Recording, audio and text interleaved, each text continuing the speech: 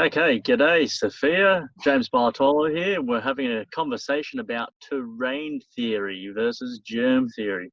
So we've got a few questions going to go over with Sophia, just asking her about bits and pieces and learning about terrain theory. If you don't know about terrain theory or you want to take your level to the next, your learning to the next level, then this is the video to watch. So Sophia, tell me about terrain theory, because I had a few questions to ask you about specific diseases and problems, and you said you were going to explain a general overview before we begun. So happy to hear it. Really excited. Awesome. Yeah, so the germ theory is the current paradigm that we are living in. Most people believe that, a single germ causes a disease. So if you've got like Lyme disease, Epstein-Barr virus, all of these conditions are caused by a specific microbe. So the way that you would obtain one of these microbes is, ingesting them, breathing them in. So we've heard a lot about that over the last 2 years about, breathing in viruses and, then you become sick, if someone coughs on you or, you maybe ingested their saliva or something like that. So the opposing theory is called the terrain theory. And so the terrain theory is basically the idea that disease originates from within us. So it's the responsibility is put on us rather than, putting the responsibility of external germs, microbes. So the terrain theory proposes that, it's caused by unhealthy conditions of your body. So nutrient deficiencies, like you're not eating the right foods, emotional stress, trauma, not exercising enough, not getting enough sun, environmental toxicity, pesticides, and these sorts of things, EMFs. There's lots and lots of things that we can attribute to causing disease. So yeah, we're going to talk about some of the, common questions. So I guess the first thing maybe I can address is if you had firefighters always at fires, and you said, oh, well, the firefighters must be causing the fires because I always see them there. Every time I pass a fire, I see firefighters there. Or, Well, you don't become a firefighter unless you're an arsonist. And you like playing with fire and putting them out, right? Or another example is if there's flies on a pile of garbage, you wouldn't say that the flies caused the garbage to be there. They created the garbage. The same with I don't know. I don't know. I don't know, maybe. See, some of this is really logical, like when you observe nature, it's pretty clear. Like if there's maggots on a dog, a dying dog, a dead dog corpse, you wouldn't say that the maggots killed the dog, right? So all of these things are attracted to those conditions, to those situations. So yeah, that's how the terrain theory sees bacteria, fungus, mold, and things like that. So yeah, maybe we can get into that a little bit, or explaining. Yep, that's actually a good point to get into, because people always say bacteria, parasites, fungi, they kind of come under the same banner, and a virus as well. Virus, bacteria, parasites, fungi. But let's just talk about bacteria, parasites, and fungi first. I'm interested to know more about those. Okay, sure. So are they bad guys? Are they doing the killing? They run around with axes and guns and hurting people, or is the truth a little bit different? Well, just real quickly, because I think you've made a good distinction. Bacteria, fungus, mold, parasites, like we actually know that these things exist. So viruses are in a little bit of a different category, and maybe we can talk about that later. But yeah, bacteria, like we've isolated bacteria, we've identified them. But the problem, what we haven't done is we haven't shown that they cause disease. We've just assumed that they cause disease. And this was at the, when the germ theory first was invented, this idea that bacteria cause disease. They didn't have microscopes that we have I now. like that. Like that, right? Yeah, the germ theory was invented. Yeah, that's true. Like, because if it's true, it doesn't need to be invented. Right. Yeah. It's just discovered if it's true. Right. And Like, no one invented fire; they discovered fire. Right. Yeah. It's a good point. Okay. Yeah. Yeah. So they had this idea that each disease was caused by a different bacteria, but that was quickly, they quickly discovered that wasn't true, because they found that the bacteria they thought was causing disease was in healthy people. So all of a sudden they've thought, well, that isn't true, because we've got bacteria in healthy people. So anyway, and it's not making them sick. And it's not making them sick. Yeah. So that's when the people that claimed, the germ theory is the correct theory, they said, well, how can we sort of create a rescue device here? So they said, well, there must be asymptomatic carriers. There must be, a way that your body fights these intruders. They started making up stories before they had actually looked into the body and really knew what was going on, if that makes sense. Because they just wanted their story to be the truth. Okay, so if you now, like if we tested your throat, James, you probably have staph in your throat. Oh, sorry, strep. How dare you? How dare you? Strep bacteria in your throat, Okay. and you're not sick, right? And a lot of people have, well, probably most people have E. coli in their gut, but they're not sick right now. So we can see pretty easily that the bacteria does not cause disease. Otherwise we would all be sick. But as I said, this idea that germs cause disease was, it created a lot. It was before we knew like that we had a microbiome on our skin and in our gut.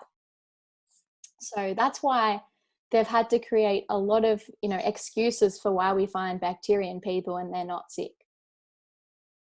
So the terrain theory explanation for why bacteria, like what the role of bacteria and fungus and mold is, that they basically, they serve a purpose. They consume heavy metals, or they clean the body of dead and dying tissue. Like, it's basically the garbage recyclers for our body. So we need them to survive. And that's why we are more bacteria and supposed virus than human. So it makes more sense that that's their role, because we are more, as I said, we're more bacteria. So they're actually super, super important. There are, and so just, go ahead. How many types of bacteria live inside of this body? I don't know, but I think that there's a lot. And I think it's like less than 1% that we can actually isolate, because they usually live in ecosystems. So I guess a good point to bring up is that, if you want to look at how a frog works, like how does a frog's body work? Would you cut it up into little pieces and burn it and, put stains on it and put it under a microscope? Will that show you how the body of a frog works? No. Yeah. That's what they do to us. Do you know what I mean? They think, taking little parts of us and studying it under a microscope with stains and whatever they do. Okay. Explains how our body works in its whole, which is ridiculous. So what about the argument of some bacteria are good and some of them are bad? It's just the bad ones you got to watch out for. So So, once again, you'd have to show that bacteria causes disease, which they can never do. The reason they say this is because they just want to blame bacteria for these diseases. But once again, they can't show that they actually cause disease. All they do is they'll look at an effect. So they'll see a skin rash. So let's just say you had a rash on your skin, or you've got strep throat, you've got a sore throat. They'll swab that and they'll say, oh, well, we found this bacteria here, so that means that was the problem. Does that make sense? Yeah. Yep. Same with the fire. You go past and you go, well, the firemen are there, so they're causing the issue. But, you know, when they actually, there's been professors that have drank bacteria, you know, E. coli, and they didn't get sick, to show their students, like, I didn't get sick from this. So, Right. yeah. So that's a myth. There are no bad types of bacteria. Yeah, exactly. You The, might find, yeah. you might find, like, someone might say, well, I've got a candida overgrowth, right? So Yeah. you So what's that? think, oh, candida's bad, right? From the way they're saying that. But Yeah. I guess the way to look at it would be, okay, if you've got a lot of candida in your gut, it's a direct response for what is going on in your gut. Like, there might be metals there or whatever. It has a purpose there. So you're going to have to actually address the root cause.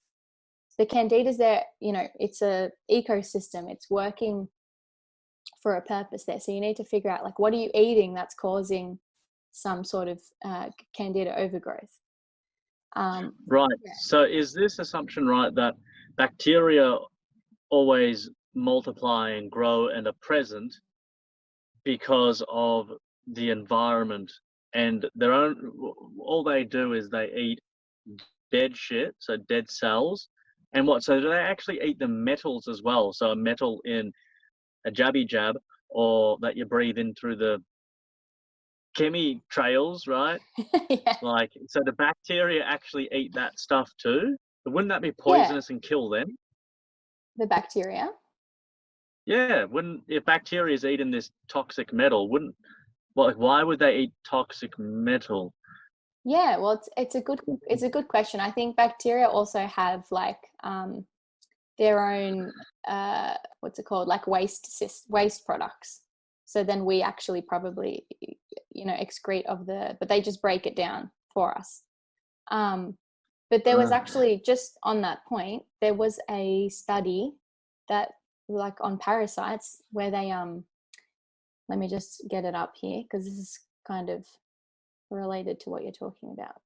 So in one study, they exposed fish to lead, and they fed these parasite eggs to half of the fish. So the fish with the parasites had less accumulation of lead in their tissues. And Oh, yeah, so not only that, but the parasites from the fish exposed to lead, they actually had 1,000 times the concentration of lead than that of the host fish. wait, say that So, last part again. so Yeah, not only did the tissues of the fish have less lead than the fish that yeah. didn't have parasites, but the parasites had 1,000 times the concentration of lead than the fish that it was in. So it was Oh, actually, yeah, it was carrying the toxic load of all of the lead that the fish was exposed to, if that makes sense. wow. So these parasites and bacteria, they eat stuff that's poisonous to us, Yeah, that's essentially. their function. Like Yeah, that's their diet. It's like whatever is toxic to us is good for them. Like, or they just do it regardless of whether or not it's good for them. yeah, right. Like, Hmm. so those parasites that actually ate the lead, did those parasites survive or did they die themselves? Do you know?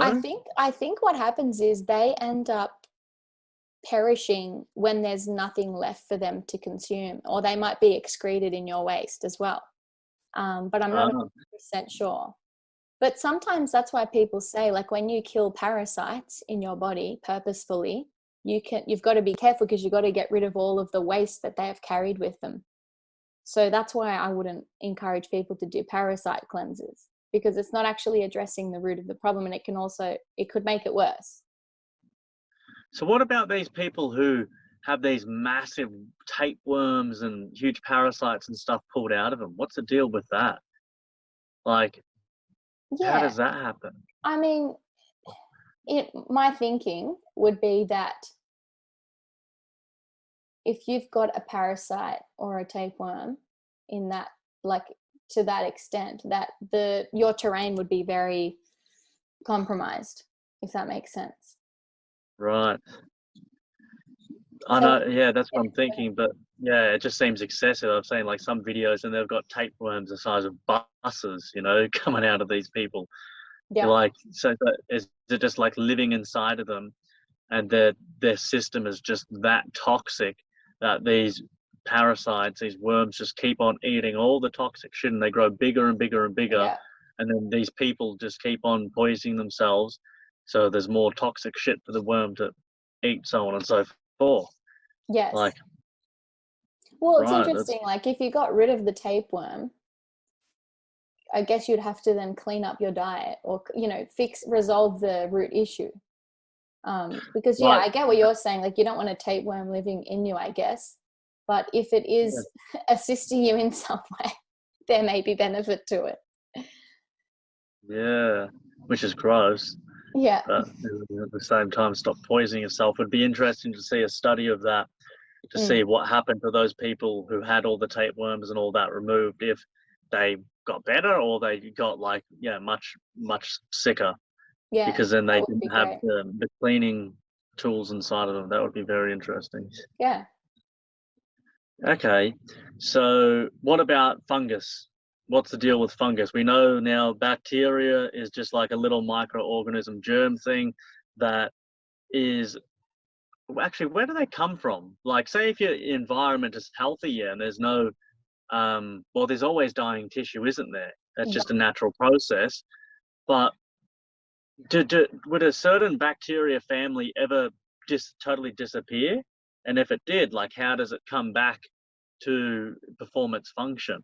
How do they grow, and how do they reproduce? How do you get more or less of them? How does that work? Well, I think there's Bacteria. a lot of, I don't think people really know how that works, but there are a lot of theories on like that your body actually creates, like within your body, you have enough, what they would call it microzyma, which is like the initial phase.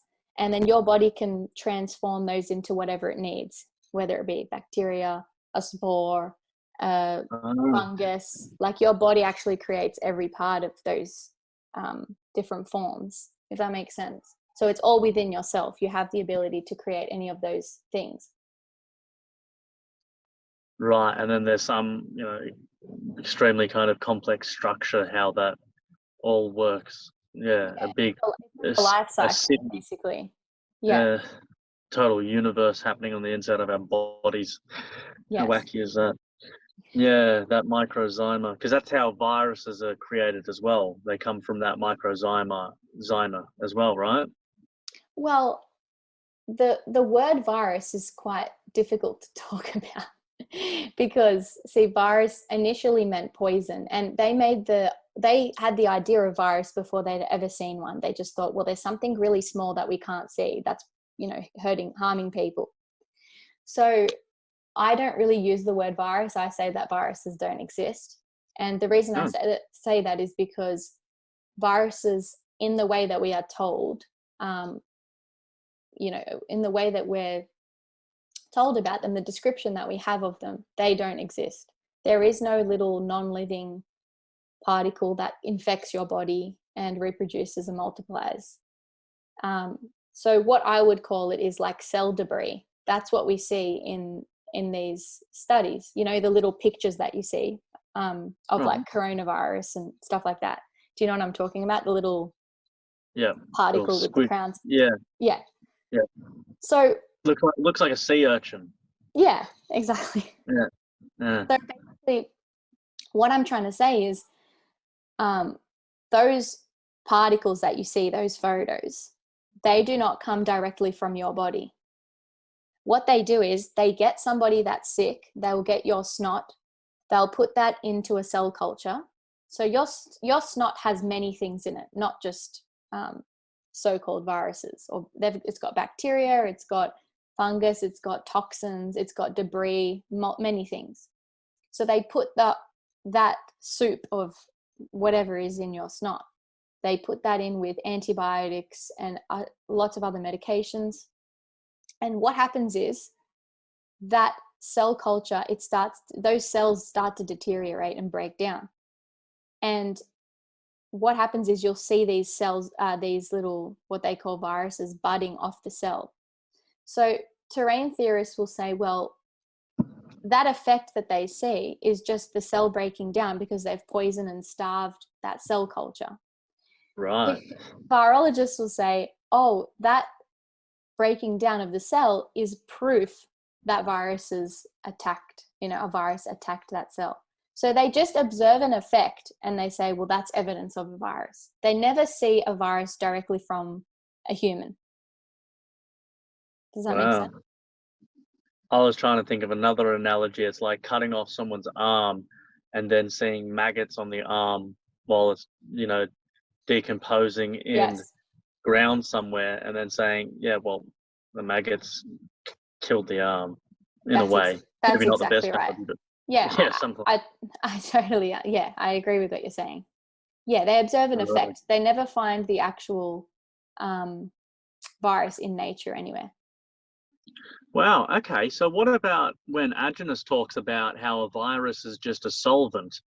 It's just like, because what I understood was when the environment gets too acidic from a buildup of toxicity, from poisons, and then a deficiency in the right nutrients and amongst other things, the environment gets acidic, and then those bacteria, parasites, and fungi can't survive anymore. They kind of die in a way because the environment's too acidic, poisonous. So then the body produces a solvent, something to break down that dead tissue in that acidic environment, and that's what a virus is. So yeah. So I get what he's saying. He's just sort of like, what he's trying to say is basically, when we get sick, it's internal. That's what he was saying, pretty much. But he describes that as that's what the viral process is, if that makes sense. So he's still saying pretty much the same thing, but he's using the word virus. But I just find that confusing, because to use the word virus, it means we have to have identified it, which we have not.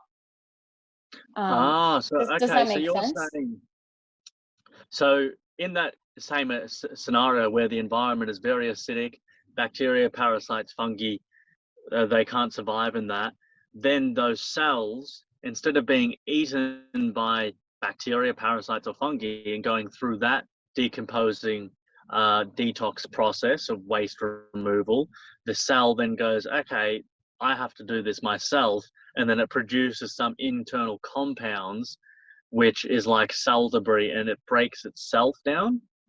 Like I'm just assuming that he's found that, like, he would have never seen that actually happening. Agenus would have never have seen that happening, because when you look under an electron microscope, it's just a snapshot.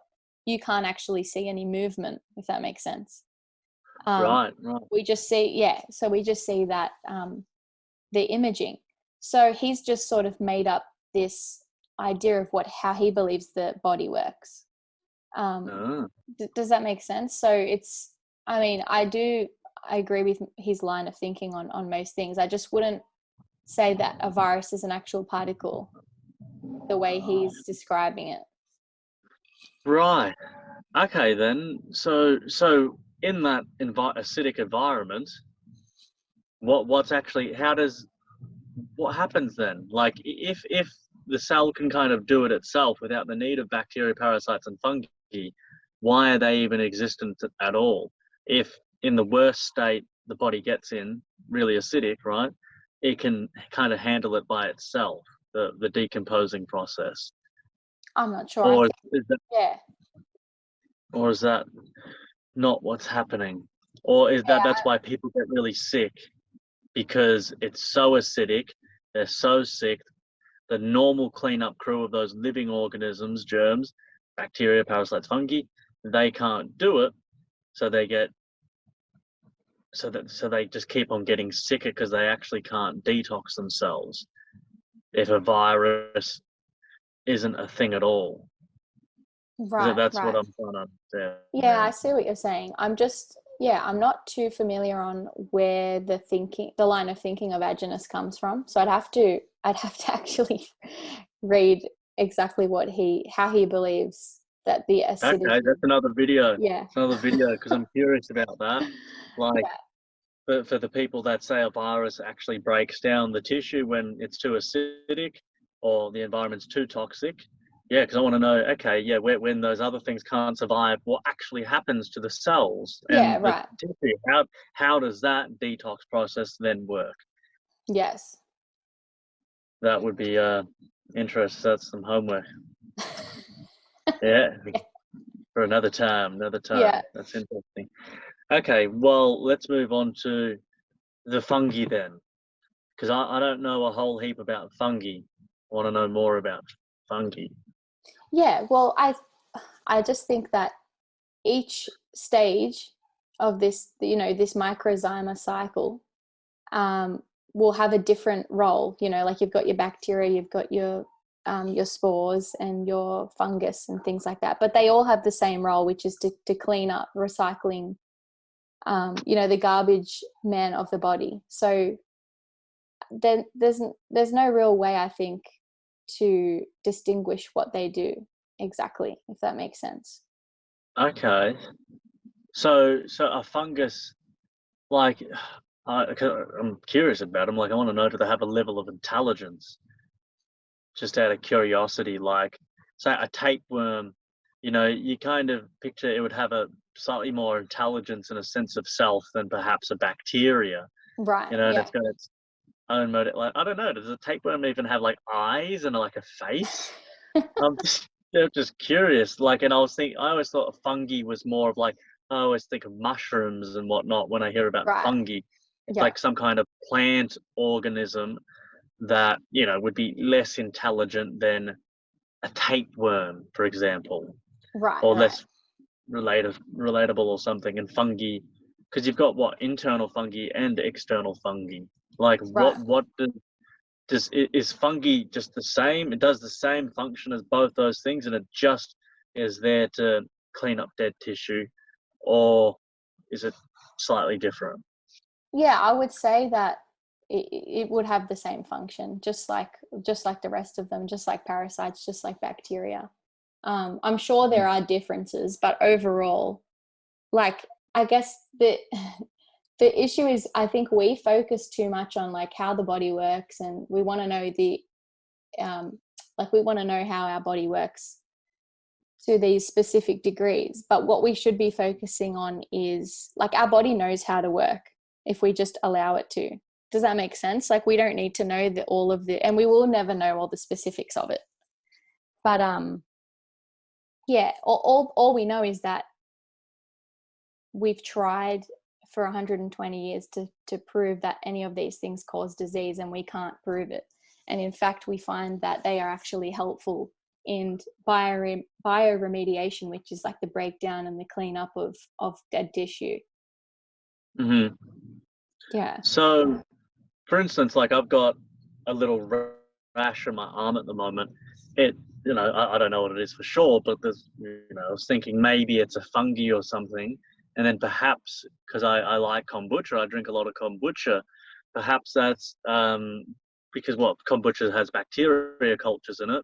Right. Uh, and, like, maybe I've put too much of a certain type of bacteria into my system, and then it's just imbalanced or something, and then it's created, I don't know how that bacteria would then roll over into fungi, and it's creating a little rash on my skin. So I know at the moment I'm just trying no kombucha to see if that works or changes, but I don't know for sure because I don't want to put any stuff on it really. Yeah. Yeah.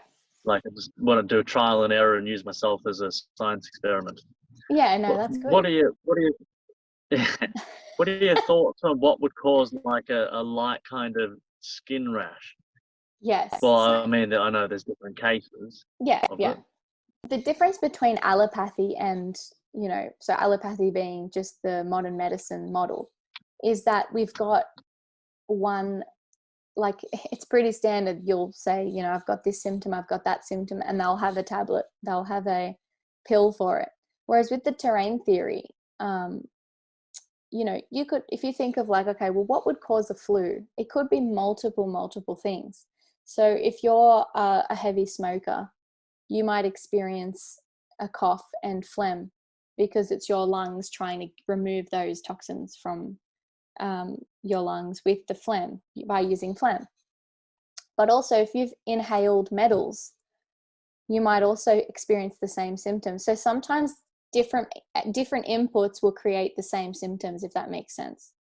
So and sometimes it can be quite complicated in the sense that it might not be something that you're expecting to cause that symptomology. So for me, if I had any issue with symptoms like what you're experiencing, I would just go through all of those inputs again. Like, how's my diet?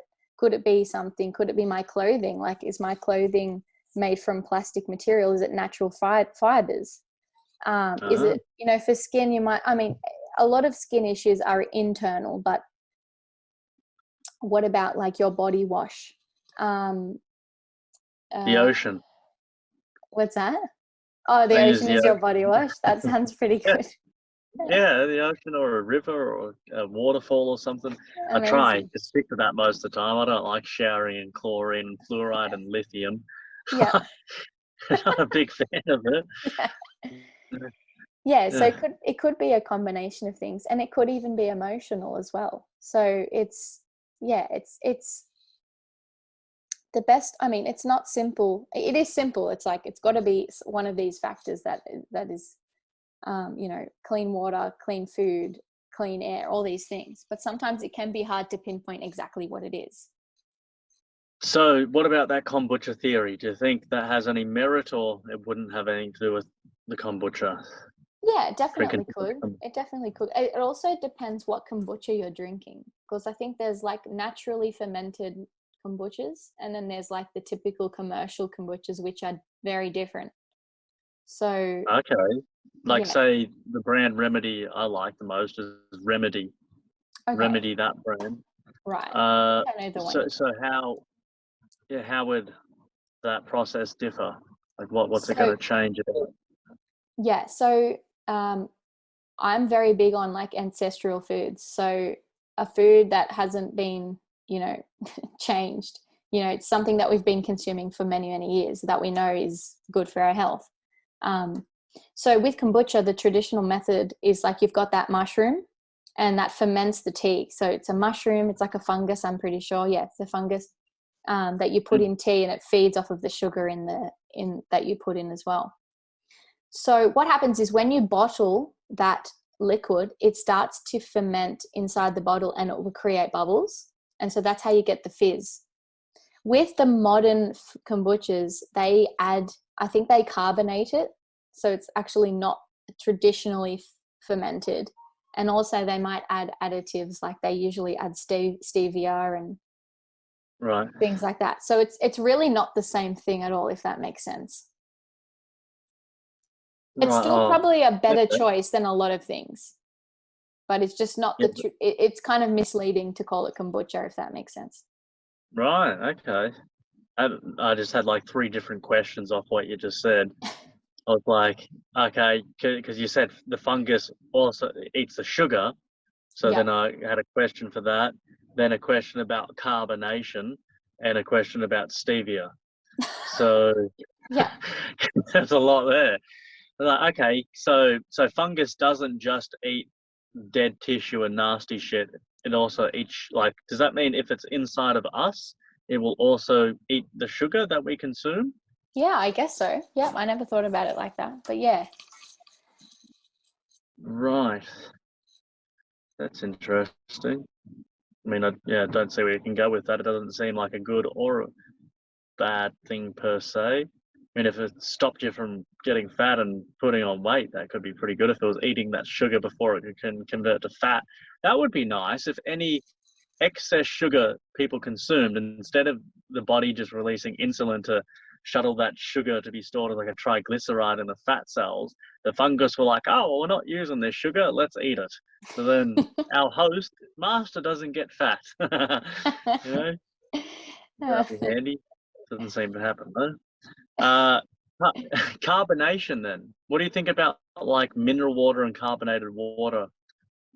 Right, so pretty sure, I don't know a lot about carbonation, but a lot of carbonated waters like San Pellegrino and things like that, they're naturally carbonated. But then you've got the types of water from restaurants where they actually carbonate it. So I don't see Oh, the so issue there's a in that. natural and artificial process. Yeah. Yeah. How do you get natural carbonation? I'm not sure, but there are springs that are carbonated naturally with the gases, I guess. Okay, cool. Yeah, rather than adding the gas, it's already naturally occurring. If that makes sense. Okay. Yeah. Oh, and what do you think about stevia? Yeah, Mm.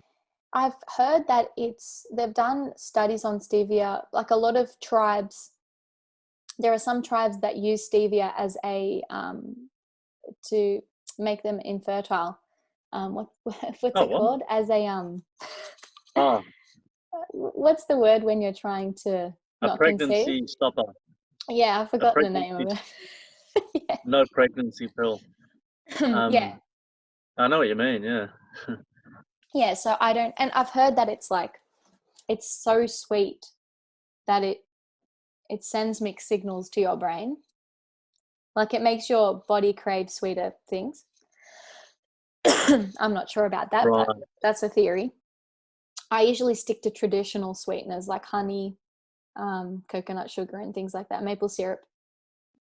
Yeah, I've heard. Yeah, with those artificial sweeteners, because the body uh, sees and like tastes all the sweetness, so it gets ready Right. to break that down and utilize that, because sweetness is normally linked to sugar. Yes, And then yes. it goes, well, we haven't actually released that sugar. Well, let's send a craving into the body to actually get that sugar, so then we Right. can finish our function here. Yeah, yeah, yeah. Yeah. Oh, also Okay. the way stevia is processed, it's very highly processed. So Okay. yeah, that's another thing that people, a concern of stevia. So yeah, I would just go to traditional honey and things like that. But that doesn't make people money. That doesn't make the big corporations money. They make money off stevia and things like that. So yeah, honey you just get from your local beekeeper. So they're not going to Hmm. promote that as healthy. Raw, natural, unheated honey. Yeah. That's the way to go. Mm-hmm. About, which one do I go first? Water or coffee? I'm gonna go coffee. I want to know your thoughts on caffeine and coffee. What do you think about that? Oh, I don't really have any good thoughts about that. Sorry. Eh? Of differing, there's two very strong differing opinions about coffee. So I'd rather not speak on that one. What do you mean? Like, what you saying? You haven't got good thoughts as you've got none of them, or you've got a bad mouth coffee, or like? Oh, there's the camp that says coffee is poison. It's a stimulant. It's your body recognizes it as a poison, and that's why you get that sort of drugged effect when you consume it. And then there's the Hmm. other side, which is like the alternative health community, who says that coffee can inhibit iron absorption, and so it can be beneficial for in a very well Really? thought out way of consuming it. Like if you consume it with fat, it can actually assist in certain ways. So I mean, I don't consume coffee on a regular basis. I do think it's controversial. Yeah, So good. This channel is all about controversial stuff. yeah, More controversial, the better, most of I'm the not time. I'm not super against it like a lot of people are, but I'm not super for it. So I'm sort of in the middle. So what's that? I actually met someone recently who said she had problems with her iron. She used to be a meat eater, then went to vegan, and apparently her iron increased a little bit, and it was better. But she always drinks coffee, loves coffees. Right. So I was like, oh, maybe that's something to do with it. Yeah. Well, the idea, if you go into that world of the alternative health community, they actually say that your body actually needs other minerals to shuttle iron into the cell, and that's so you need like things like copper and other things. People are not actually iron deficient because iron has been put in to pretty much every single packaged food that you can think of. Like everything's iron fortified.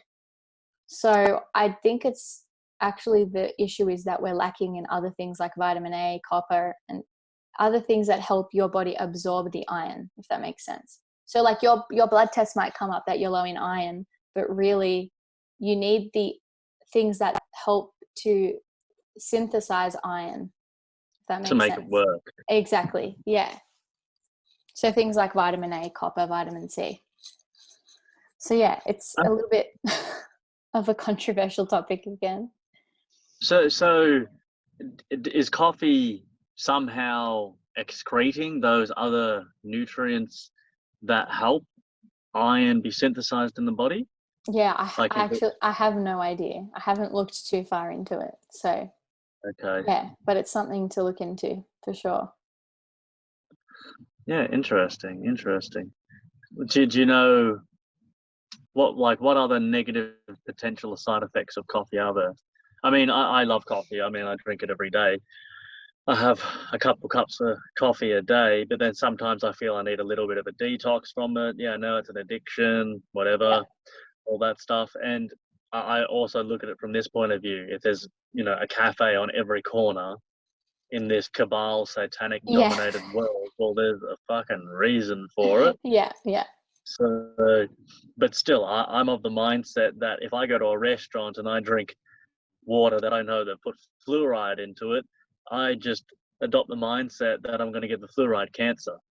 Or if I breathe in chemtrails, I'm going to give the chemtrails dementia. So then they don't want to fuck with me. So, Okay. they just go Yeah. through my system. They're like, oh no, we're getting in, we're getting out. We're not here to mess around with James because we don't want to get fucking, we don't want AIDS or something. So let's Right. go, get out of here. Well, That's the way. AIDS is a whole other topic, James. Oh, I The know. HIV and AIDS. Yeah. Well, maybe we get to that one at the end. I don't know if I've spoken about. Oh no, I have spoken about HIV once in a video. Yeah, I Right. know that's total bullshit. Total bullshit, that one. Well, that kind of relates, the HIV stuff relates quite closely to a lot of the other virus tests. So maybe we can talk about that a little bit. Yeah, like Bonvid. It the same testing method. It's bullshit. Do you know Dr. Stefan Lanka? Yes. Yeah, he wrote a good article about that. That's how I learned about that. Right. We'll get to that one in a minute. I just had some other questions Okay. that were interesting me. So, coffee. Is there any other negatives or positives you might want to share about coffee, just out of curiosity? Nothing really other than the main things that people say. Like it puts you on a high, and then then you have to keep sort of replenishing that high with more coffee.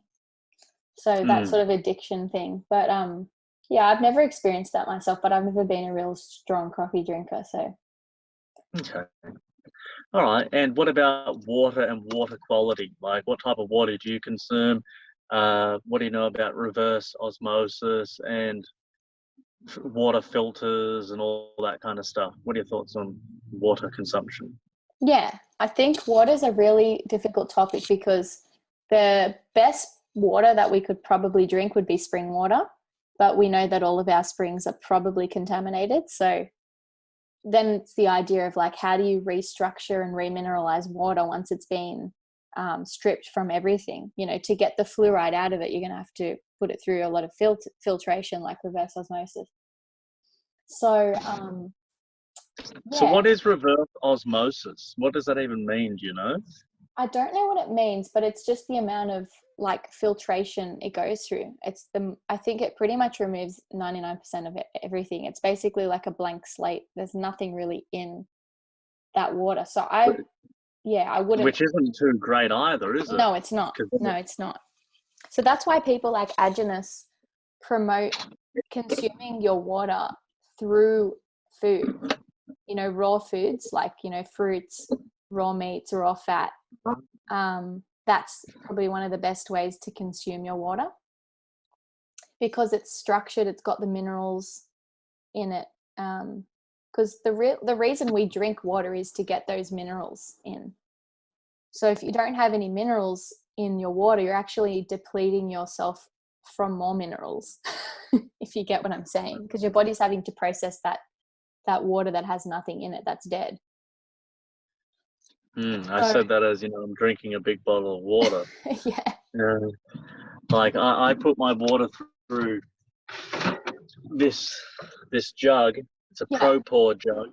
Yeah. It's not one where it just all pours through instantly. It's a drip one. Yeah. And it has, like, if we can see this, without making a mess. No, okay, can't do it. But It's got one of those filters. Yeah. Kind of a white filter ceramic thing. And that seems to work pretty well. It seems to definitely gets the taste out of all that chemically shit. And it's meant to be rated to get rid of fluoride and all the metals and all that stuff. But, yes.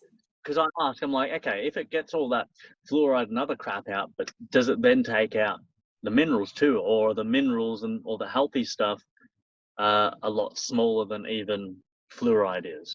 Well, I think with fluoride, they will say that it gets rid of fluoride, but it won't be the amount that you think it's getting out. So to get 99% of fluoride out, you need RO.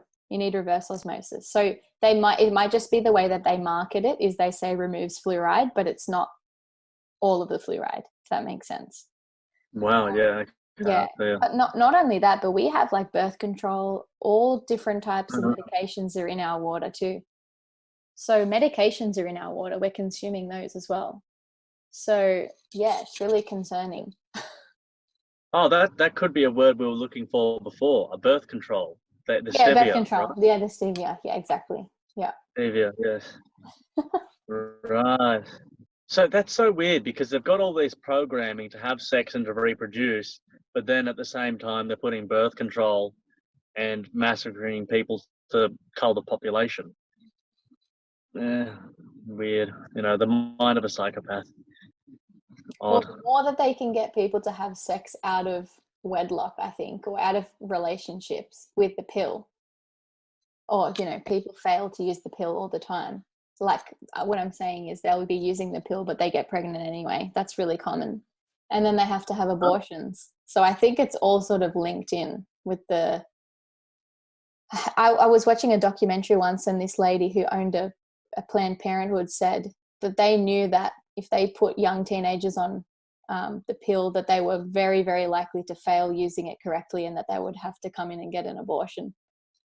So is that because the medication is ineffective, or they're just not taking it correctly? Because you have to be very specific with it. You have to take it at the same time every day, and it's hard to do for some people. Right. So pretty evil the way they set it up. Well, that makes sense from their point of view. They want more abortions because, whatever they do with the nasty stuff they do with aborted babies. They sell them. Yeah. Or eat them or whatever. But why would they put birth control in the water if they actually want to be effective to stop people having births? Well, that means they're not getting their aborted babies. Yeah, what I mean by that is just whatever ends up in our water, like they don't clean that out.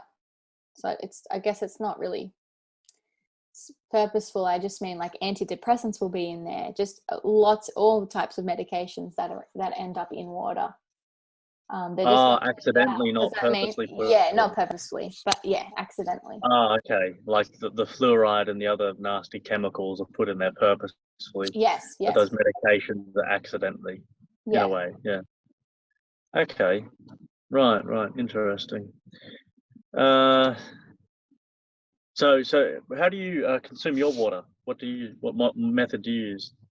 Yeah, so the main thing I do is raw milk, because that's like 80% water. And that's structured. It's got minerals in it. It's got fat soluble vitamins in it. So that's really a good way of getting it in. I pretty much never drink water ever. Juices. Okay. Just hydrating foods.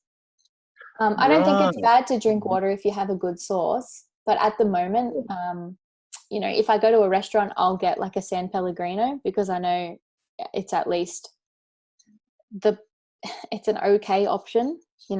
It's got your minerals in it. It's not dead water. It's probably polluted a little bit, but it's the best sort of option out.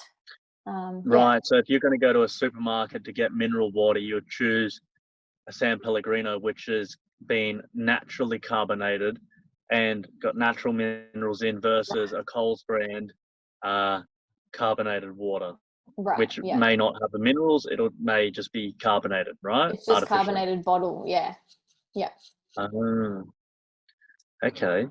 Interesting. Good to know. So you get most of your water through foods and milk and juices. So you don't actually drink bottled water or yeah. any glasses of water. Right. Fascinating. Fascinating. Okay. Yeah, that's interesting to hear. Uh, okay. Salts and electrolytes. I mean, I've been drinking a bit more bicarb soda. Do you know much about bicarb soda or safe soda? Do you mean literally bicarbonate soda? Yeah. Yeah. Like, Okay. is that's meant to be like some kind of electrolyte salt thing, isn't it? I'm not Okay. exactly sure. What do you know about it? And not much. Not much on that topic. Okay. Yeah. What about what about salt? Do you know much about just the topic of salt? Yeah. I mean, there's two confoundingly different perspectives. Like you've got Agenus who would say that salt is inorganic and not to consume it, and that you should get Right. sodium from your foods. So you'd get sodium from raw, meats and vegetables and things like that. But if you are going to cook your foods, then I think you should add salt, because when you cook a food, you're getting rid of that hydration of the water content. So you will need Right. to add salt. Then salt would be Ah, beneficial. So I'm a bit in between. Like if I was going to eat a lot of raw foods, then you wouldn't need as much salt, I would assume, because you've got that. It's still in its perfect sort of structure, all of the sodium and all of the minerals. oh. Yeah. And so you're saying when you cook it, the moisture evaporates out because you're applying heat to that meat, and the sodium is stored inside the water. So when you heat it up, the sodium in the water turns to steam, kind of evaporates out of the meat, and you're left with a drier meat. Yeah. Yes. Yeah. It's Yeah. not structured Wow. anymore, I guess. Yeah. Wow. Interesting. Or are you saying the salt stays in it, but it becomes unstructured? Yeah. I think so. I think it just becomes less bioavailable somehow. I'm not sure exactly how, but yeah, that's what I've heard. So Right. Could just be like destabilized or broken, fractured somehow just from the yeah. heat. Yeah. Just the heat.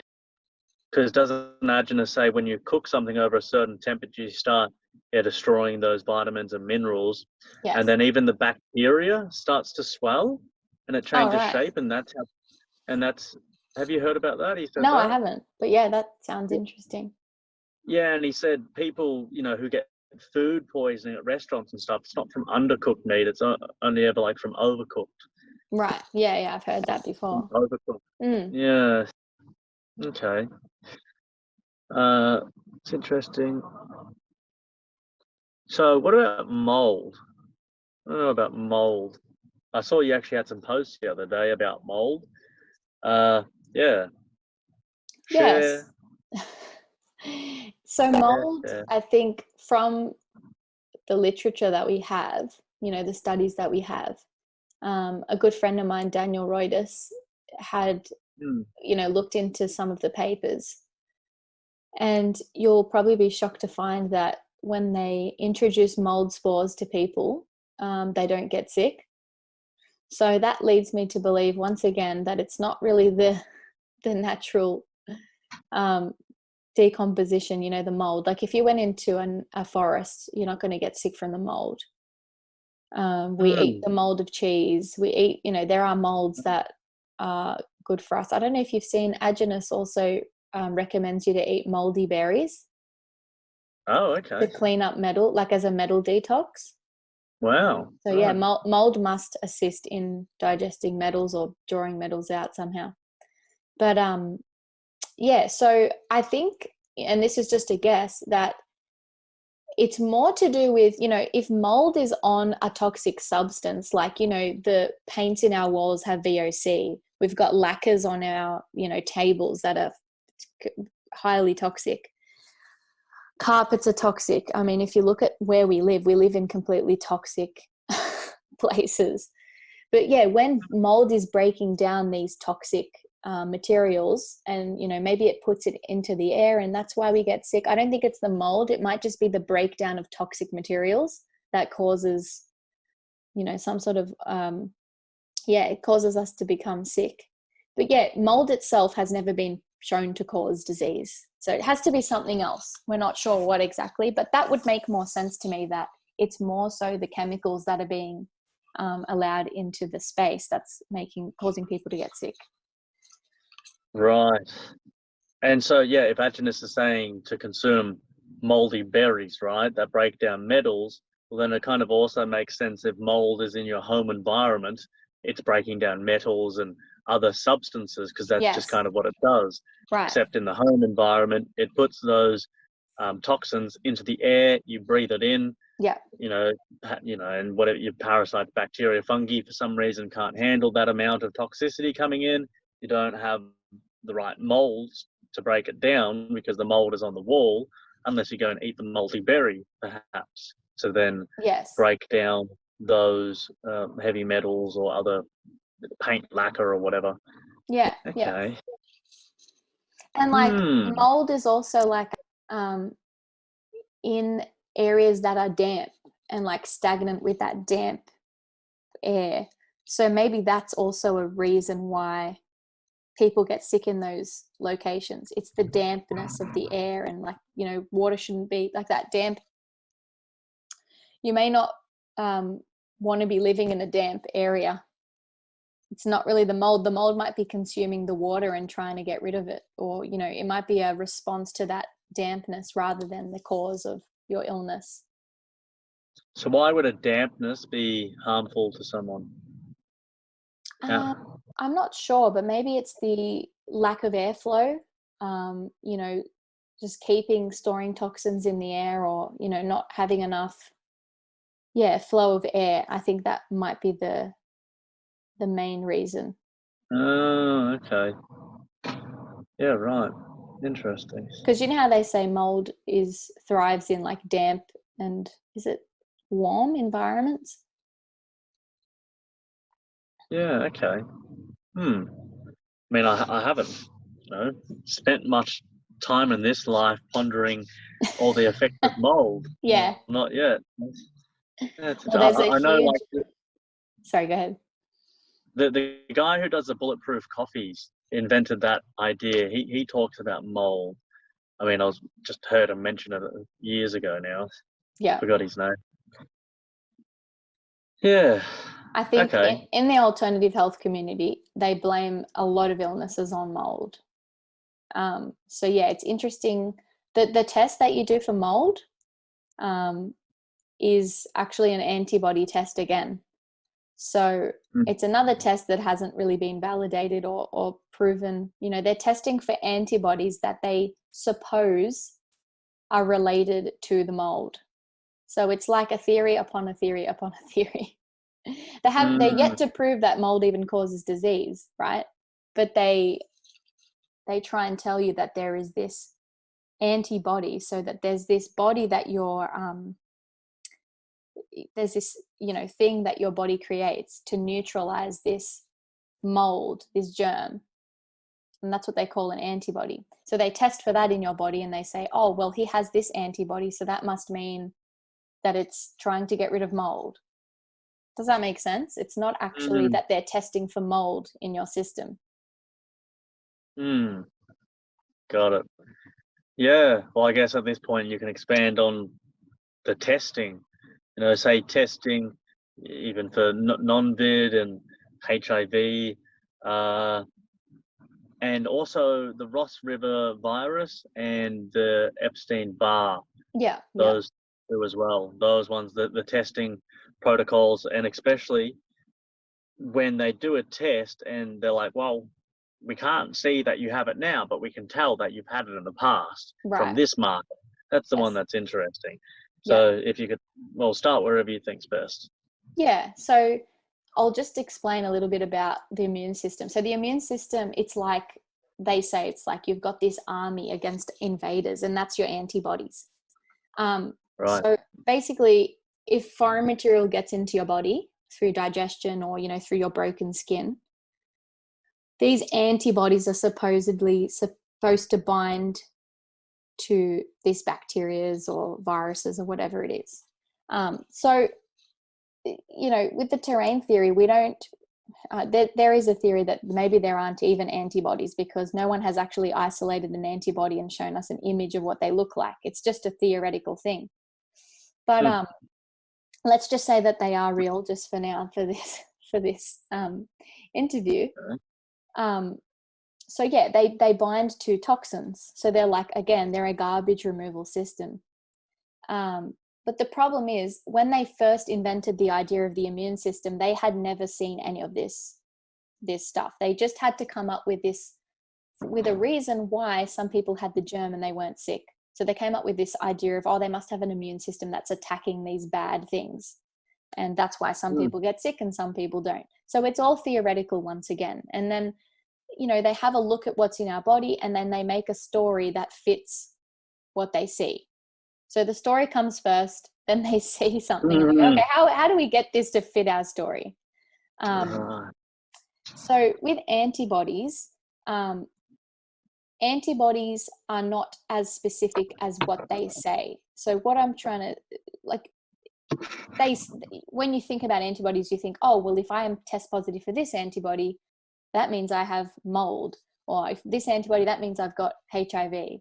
But it's not as specific as that. And you can test positive for HIV when you have 60 other conditions. So 60 conditions test positive for HIV test. So if you've recently had tuberculosis, if you've had a Hep B vaccination, or if you're pregnant, you can test false positive for antibodies, the antibodies for HIV. So even just that makes you question, well, what it really is HIV, if we can't even test for it, right? If we don't have a test for it, then what is it? So yeah, initially the idea was that antibodies protect you from a disease. So if you have the antibody for measles or mumps, that means you won't get measles or mumps in the future. But then they changed their story when HIV came around, and they said, if you've got the antibody for HIV, it actually means you are an active HIV case. So it's very wishy-washy. They just kind of make it up as they go. So like with your girlfriend with River Ross, is it disease? Ross River virus. Virus, that's right. Yeah. I've actually never heard about that, but there's like Epstein-Barr virus, there's Lyme disease, there's, what's the other really? I think meningococcal is another virus they test for. Meningitis. Meningitis, yeah. So all of these viruses are, they've just linked them, as I said again, to this antibody presence. And they'll say, if you've got this antibody present, then you have this virus that they correlate with it. So really, once you've debunked the idea that there are no viruses and that viruses don't cause disease, all of this is pretty much nonsense. But, if it's true that antibodies do clean up your terrain and they help with the garbage removal, then maybe really heavily toxic people do test positive for these things because they do have a lot of antibodies present in their body. So it's just a misinterpretation of what antibodies really are, if that makes sense.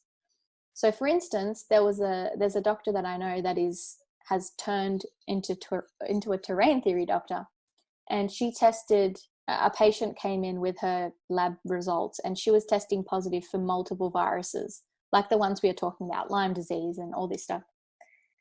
And basically what she was saying is, if you put them on a protocol where they detoxify heavily, their lab results will become negative to those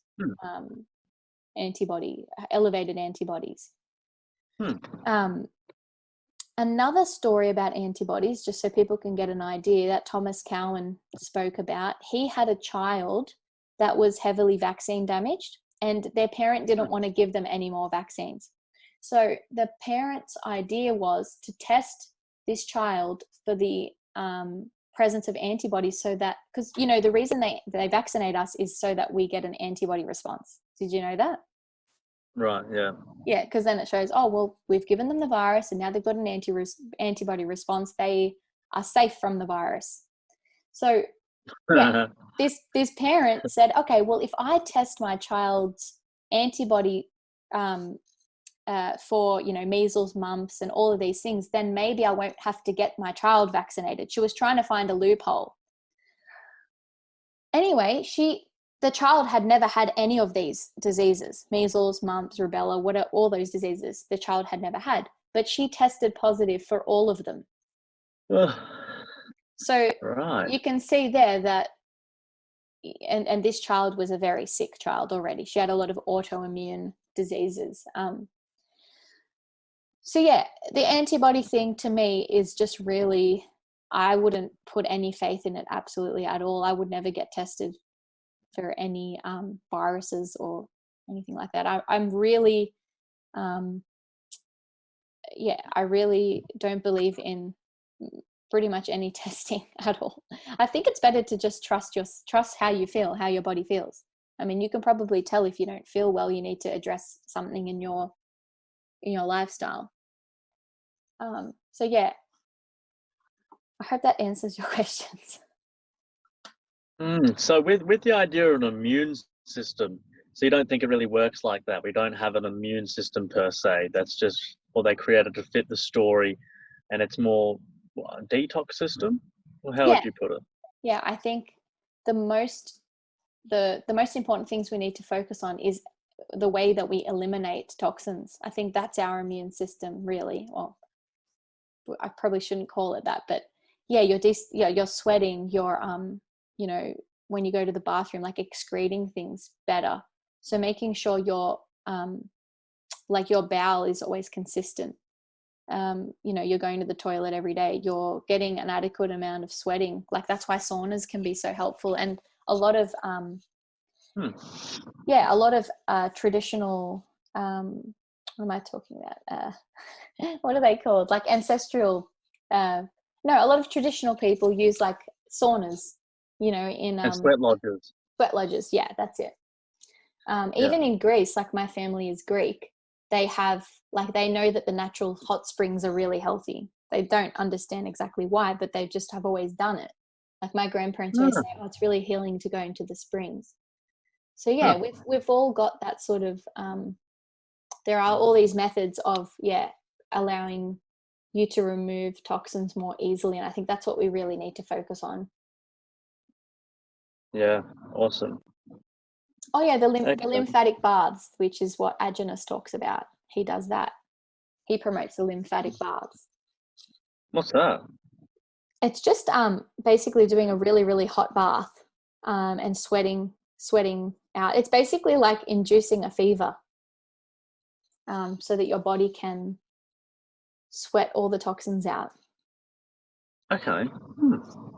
And well, what about the markers of that thing? How they could, tell that you've had it in the past? Like, how do you specifically address that one? So, well, as I said, they're not really specific. So you could have never had measles and still test positive for either of those, the IgG or the IgM, I think it is called. But it's just a story that they've made up. If you test positive for the IgG, it means that you're which way around it goes. But one of them is like, it means you're long-term protected, and one means that you're, it's a more recent thing. But yeah, it's really just storytelling based on, this, these ideas that they've made up. Whatever script Hogwarts prescribed for them. Yes, exactly. Rightio. Okay, I've got a couple more. With pH levels, acidity and alkalinity, why is that important? Like, so is it better to be acidic, or is it better to be alkaline or neutral? I think I've never really gotten into this because I think there's I think your body does it mainly itself. And I think all different parts of your body are different alkalinities and acidities, if I'm correct. So I don't really have a lot to say on that. But yeah, when you say different, what, your blood, like your blood's alkalinity, or like, because I'm Yeah, sure I your guess so. stomach's different to your blood and your skin and all of the. Right, yeah, okay. I've never thought of that. Like different parts of your body having different pH levels. That's Yeah, interesting. I Good. mean, I'm sure it's important, but I'm just not sure how much control we have over it and what affects it. I'm sure what we eat affects our, stomach acids, alkalinity and acidity. Hmm. Yeah, absolutely. Okay. My thinking would just be that you need to provide your body with the correct nutrients and it will maintain the correct alkalinity levels and acidity Hmm. levels. Yeah, because like, alcohol, cigarettes, I think even coffee, soft drinks, a lot of foods are acidic. And then so Right. that puts us out of balance and we become too acidic, and yeah, it makes it easier to damage our cells and then creates toxicity and waste, and then detoxing protocols, which people call sicknesses and disease. Right. Yeah. Yeah, okay. But yeah, and being alkaline is just types of foods and nutrients that lower that actual acidity. Yeah. Hmm. Yeah. Hmm. Okay, to create a better balance. Yeah. Uh, we'll go with. Oh, I've got a couple more questions, and then we'll wrap it up. Maybe we'll go one more question. What's your views on STDs, sexually transmitted diseases or infections? What are your thoughts on those? Yeah. This is a long answer, but that's all right. Um, Okay. there's a few. I mean, it's kind of unhelpful. Like we don't have a lot of stuff. Like we've been focusing on germ theory for like 120 plus years. So a lot of studies, like we don't have the studies that we want to have. So we don't understand a lot of what the body does. But there are some theories that when you're this is one of the theories, is when you're collagen deficient and you've got a lot of friction on an area, your body will use immune cells and bring, the immune cells will bring like minerals and it'll try and come and heal that area. So obviously we know when you're having sexual intercourse, you're creating friction in that area. And so if you're collagen deficient, you're getting these minerals brought. But if you don't have the minerals that your body needs, your body will replace that with like heavy metals, whatever it's got in storage. A lot of people are mineral deficient and they have an overabundance of heavy metals because of, what's in our air, it's in our water.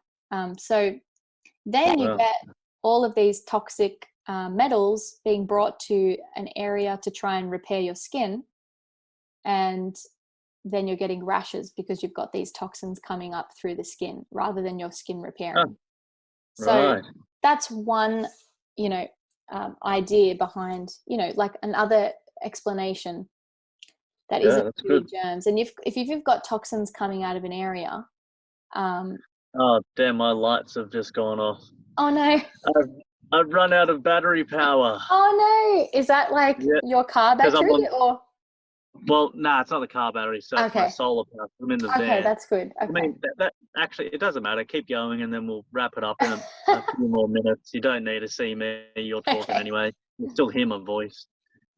Yes. So look, I don't know if that's completely accurate, but from what I've seen from the germ theory side, I don't believe that there is sexually transmitted disease in the way that we're told, but maybe there's like toxin transference in this way. So, I mean, we all know the story of like people that have sex all the time and they don't get STDs, or people have sex with someone that has an STD, then they don't get it.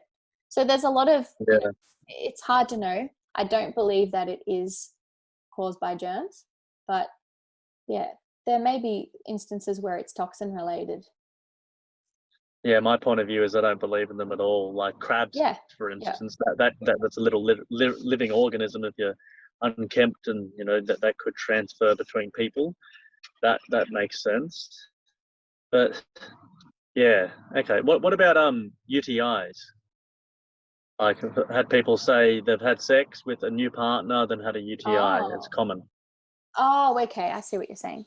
Um, Look, I'm not too sure about that. But see, I used to get really common, frequent UTIs. I probably had 12 UTIs in like 2 years, and I was on Oh, antibiotics every single time. So I was on a lot of oh, antibiotics. So this is just a personal thing. I don't know for other people, but when I changed my whole diet, I never got another UTI. So oh, as I'm saying, okay. sometimes it's hard to know exactly what happened. Like, what was the Yeah, mechanism? Why did I stop getting them? Um, right. but yeah, a lot of these things can be healed. I mean, you hear of people healing incredible things. I've heard of people healing MS just from changing their diet and lifestyle. Like things we're told are genetic or things that we're told are incurable. So yeah, we might not know exactly what it is, but some like most things are pretty well reversible just by doing some really simple things. Yeah, okay. I mean, that's kind of across the board. In summary, it comes down to deficiency and toxicity. But I think Yeah, on that we'll wrap up because the video is going to cut out in about a minute. So yeah, I think we've done pretty well. yeah. And oh well, thank you for your time, Sophia. It's been No, thank you. fantastic, much appreciated. I've just got my torch on right now with a bit of light. And yeah, if you've enjoyed this video, like, share, comment, subscribe, follow, share, put it around. And yeah, thanks a lot. Thanks, Thanks, Sophia. James. Thank you so much.